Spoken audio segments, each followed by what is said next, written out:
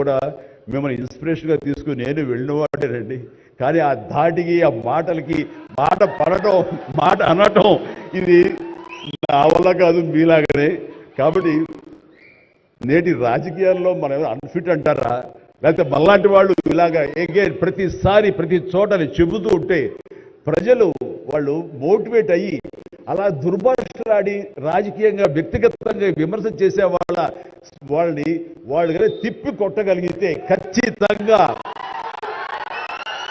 మీరు అనుకున్నది నేను అనుకున్నది జరిగి తీరుతుందండి.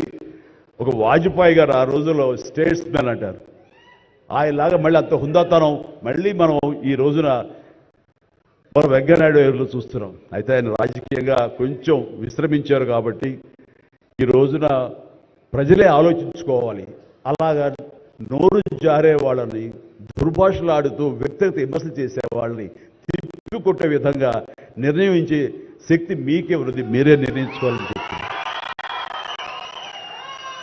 ఈ రోజున రకరకాల రంగాలకు సంబంధించినటువంటి గొప్ప గొప్ప వ్యక్తులు వాళ్ళు మనకు గుర్తింపు వస్తుందా రాదా అని కాదు, అది వాళ్ళ ఇంట్రెస్ట్ కొద్ది. ఈ రోజున ఇక్కడ ఒక్కొక్కరు శిల్పకళాకారులు ఉన్నారు, అలాగే కొన్ని art forms of village rural సంబంధించిన వాళ్ళు ఉన్నారు, సమయ గారు ఇట్లాగా అలాగే రకరకాల కవులు ఉన్నారు. వీళ్ళందరూ కూడాను ఆ పనులు చేసుకుంటూ వెళ్ళిపోయి అదే మా జీవితం, అదే మా ధ్యేయం అంటూ అలా ముందుకు వెళ్ళిపోయే దీంట్లో ఈ రోజున ప్రభుత్వాలు గుర్తించి వాళ్ళకి పద్మశ్రీ అవార్డులు ఇవ్వటం అన్నది, పద్మావళితో గౌరవించుకోవడం అన్నది ఈ సందర్భంగా నేను వాళ్ళ గుర్తించినటువంటి భారత కేంద్ర ప్రభుత్వానికి నేను మనస్ఫూర్తిగా నా అభినందనలు తెలియజేస్తాను, సంతోషాన్ని వ్యక్తపరుస్తాను.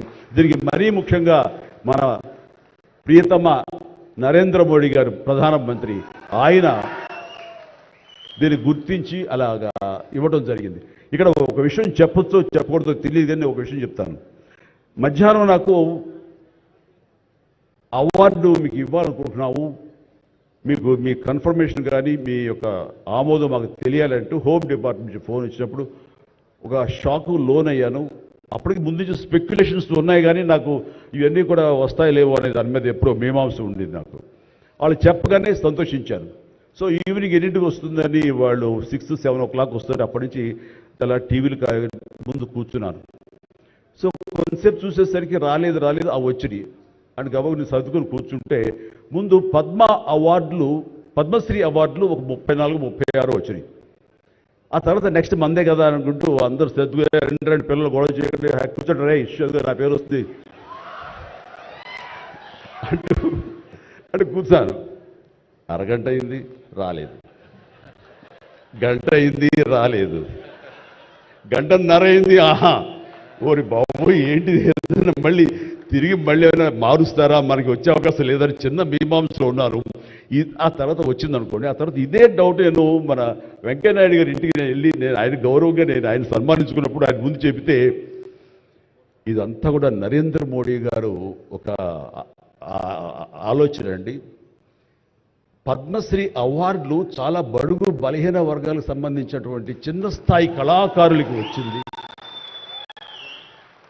ఒకేసారి వెంకయ్యనాయుడు గారి పేరు, చిరంజీవి పేరు, పద్మ సుబ్రహ్మణ్యం పేరు, వైజయంతిమాల బాలి పేరు వస్తే కనుక అది సుస్పష్ట, అది ప్రముఖంగా వేసేస్తారు. అలా వేసినప్పుడు వీళ్ళ గురించి ఎవరు చెప్పుకుంటారు? కాబట్టి